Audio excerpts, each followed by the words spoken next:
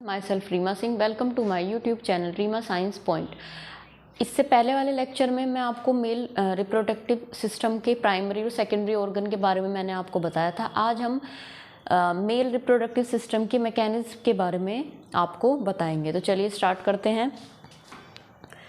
इसमें क्या होता है, मैंने आपको टेस्टिस की जब स्ट्रक्चर बताई थी तो मैंने आपको उसमें बताया था कि हमारा 1 पेयर ऑफ टेस्टिस होता है, और अगर हम एक टेस्टिस की स्ट्रक्चर देखें तो इस तरीके से ये टेस्टिस होती है, और इसकी बाहर वाली जो लेयर होती है उसको हम बोलते हैं स्क्रोटम, और ये होती है टेस्टिस। और टेस्टिस यहाँ से एक लेयर के by the help of 1 layer जिस से जो है स्क्रोटम से क्या रहती है, अटैच रहती है।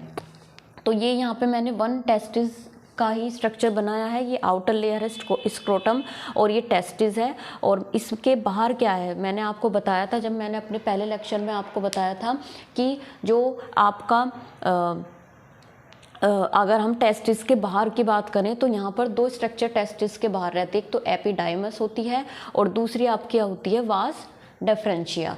और टेस्टिस के अंदर 2 स्ट्रक्चर होती है जो मैंने आपको बताई थी, रेटर टेस्टिस और वास एफरेंशिया। तो यहाँ पे आपका क्या है, अब हम ये आउटसाइड टेस्टिस की बात कर रहे हैं। तो यहाँ पे आपका क्या होता है, जो वास डिफरेंशिया होता है वो यूरिनरी ब्लैडर की तरफ एक कॉइल्ड स्ट्रक्चर बनाता है, और यहाँ पे जो है ये आपका सेमिनल वेसिकल से आके मिल जाता है। सेमिनल वेसिकल हमारी कैसी होती है, 2 होती है, यानी कि पेयर में प्रेजेंट होती है।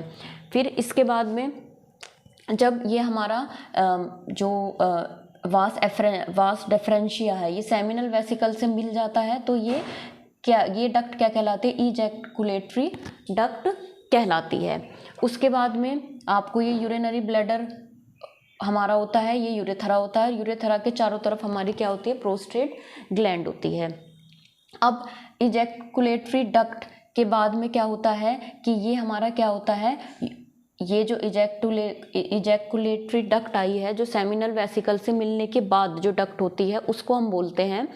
तो अब ये डक्ट क्या होती है, ये हमारी मिलती है यूरेथरा से। तो जब ये यूरेथरा से मिलती है तो इसको हम कहते हैं यूरिनोजेनाइटल डक्ट। यूरिनोजेनाइटल डक्ट इसको इसलिए बोलते हैं क्योंकि जो मेल होता है, मेल में यूरिन और स्पर्म के लिए जो है एक ही पाथवे होता है, जबकि फीमेल, जब मैं आपको फीमेल रिप्रोडक्टिव सिस्टम बताऊंगी तो वहाँ पर यूरिन और आपका जो है जो हमारा रिप्रोडक्टिव ऑर्गन उसमें होता है फीमेल में, वो कैसा होता है, एग रिलीज का पाथवे और आपका यूरिन का पाथवे जो होता है वो अलग अलग होता है। तो यहाँ पर मेल में क्या होता है, इसको हम क्या बोलते हैं, यूरिनोजेनाइटल डक्ट, यानी कि सीमन और आपका यूरिन का जो पाथवे है वो सेम रहता है। इसके बाद में आपको यहाँ पे दिखाई दे रहा होगा कि 2 आपको इस तरीके से ग्लैंड होती है जिनको हम कॉपर ग्लैंड बोलते हैं, या इसको हम बल्बोयूरेथल ग्लैंड भी बोलते हैं। ये पेयर में होती है और ये क्या करती है, एल्कलाइन मीडियम प्रोवाइड करती है। क्योंकि जो फीमेल है, फीमेल की जो आपका फीमेल की अगर हम बात करें तो वहाँ पे कैसा मीडियम होता है, एसिडिक मीडियम होता है। तो अगर वो उसी एसिडिक मीडियम में स्पर्म जाएंगे तो वो क्या हो जाएंगे, मर जाएंगे, ठीक है, और वो क्या होगा, फर्टिलाइजेशन पॉसिबल नहीं हो पाएगा। तो ये ग्लैंड क्या करती है कि उस एसिडिक मीडियम को क्या करती है, एल्कलाइन मीडियम बनाती है। सेमिनल वेसिकल हमारा फ्रक्टोज रिलीज करती है। क्लियर, आपको इनके फंक्शन का भी पता होना चाहिए।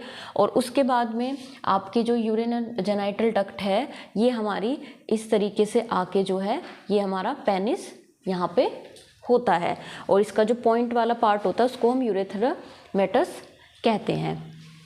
अब सेमिनल वेसिकल जो होता है हमारा, प्रोस्टेट ग्लैंड और जो कॉपर ग्लैंड होती है, ये हमारा क्या बनाती है, ये हमारा सीमन बनाती है, जिसमें कि जो सेमिनल वेसिकल है 60% सीमन हमारा सेमिनल वेसिकल बनाती है, और जो 30% है वो हमारा प्रोस्टेट और कॉपर ग्लैंड बनाती है।